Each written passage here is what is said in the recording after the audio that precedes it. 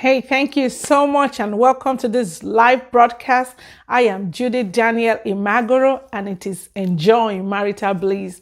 And I have a very powerful topic to share with you today. And before we go into that topic, I want to encourage you, if you have not yet subscribed to my YouTube channel, please subscribe to my YouTube channel.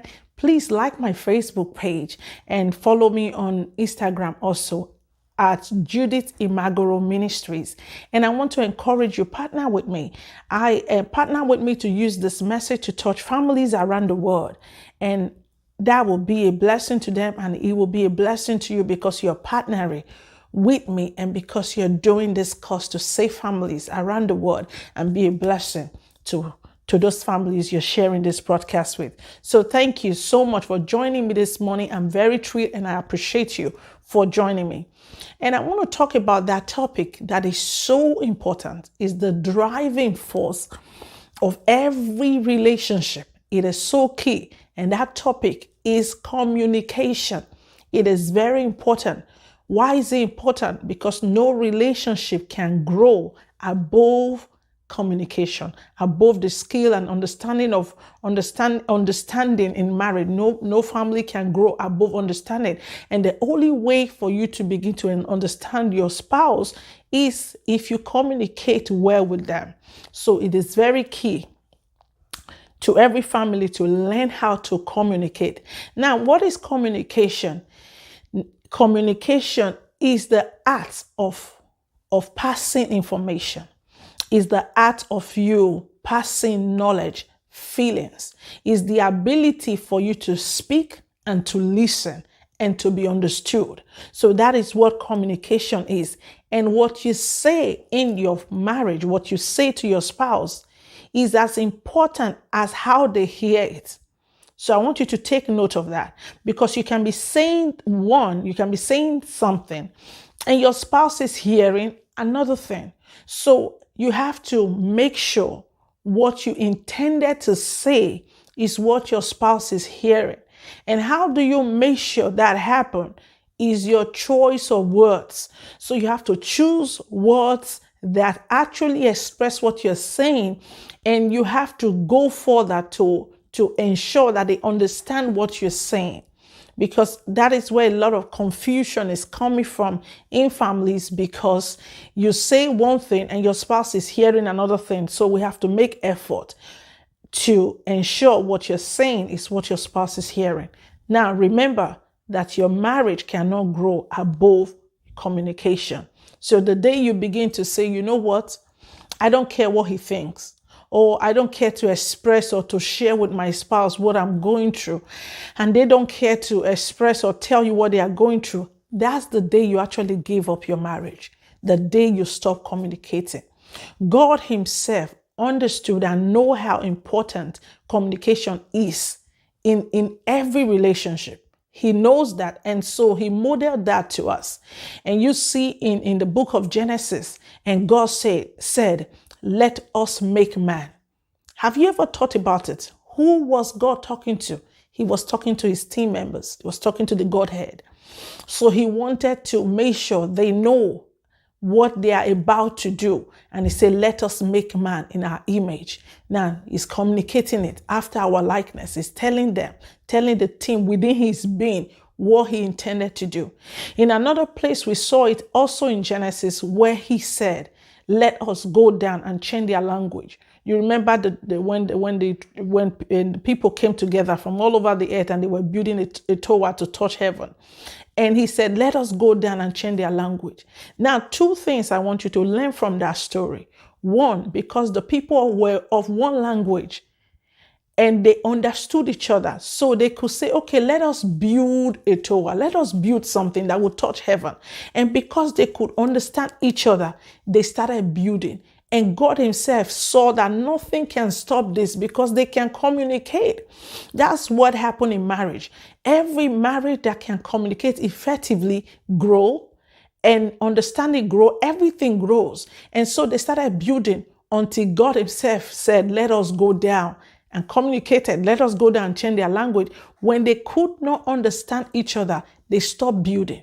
That's what happened to every marriage. The moment you're no longer communicating, then you make divorce inevitable. So it's very important that you understand what communication is.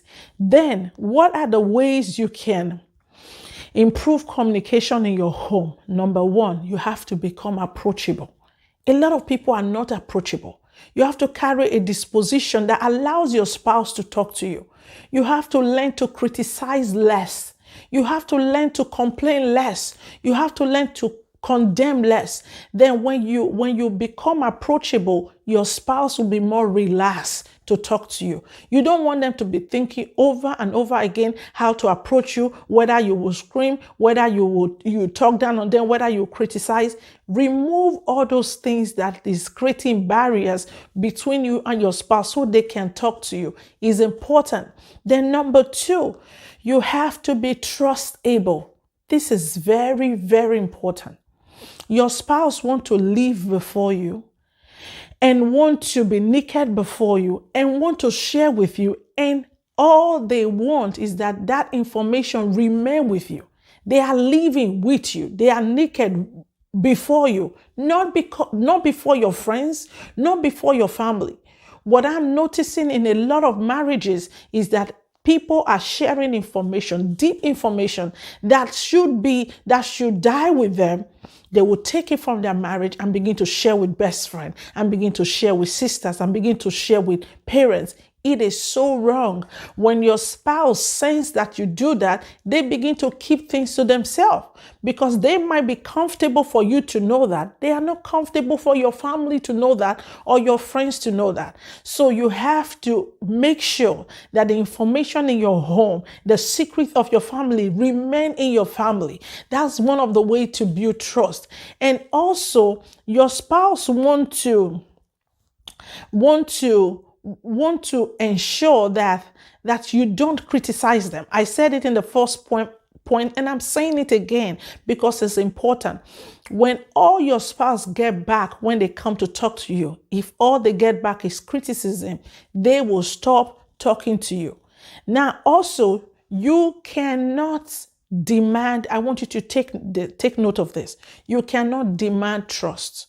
You can't say you have to trust me or you don't trust me. It's not something you shout to earn. It is not something you demand. It's something you earn. And how do you earn it? By the way you behave every day.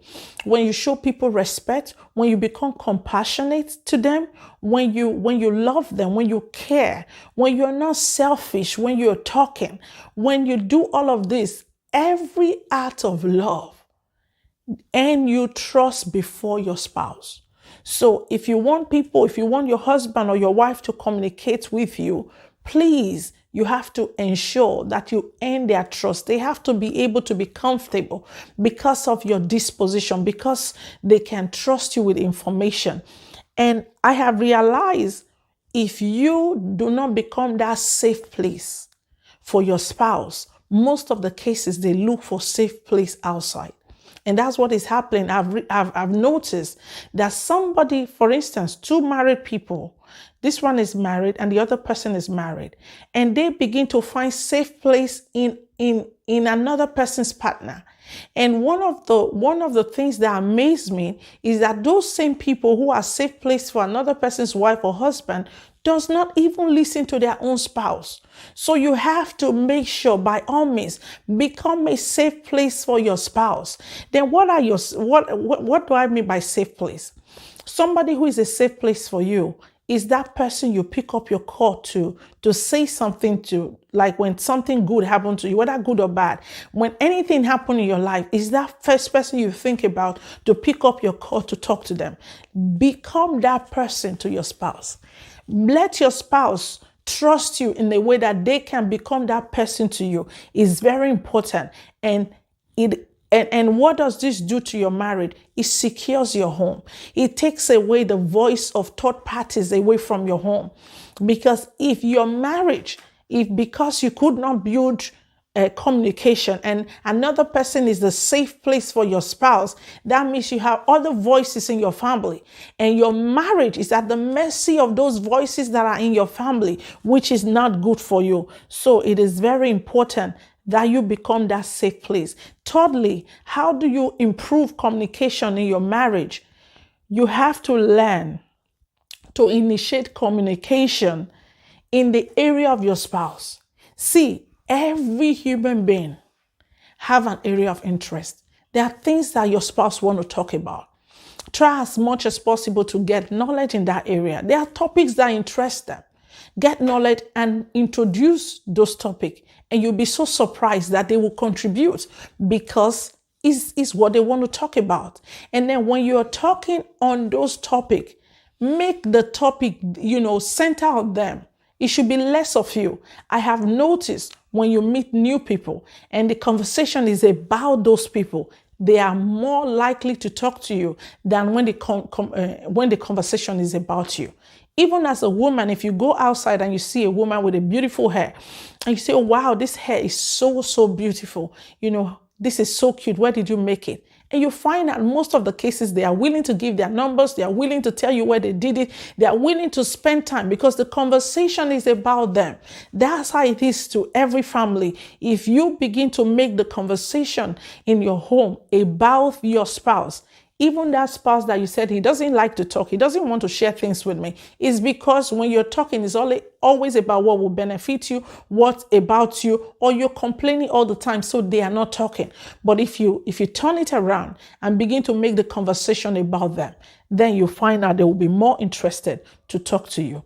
Now, quickly, there are 5 secrets that will change your communication, that will change the communication in your home.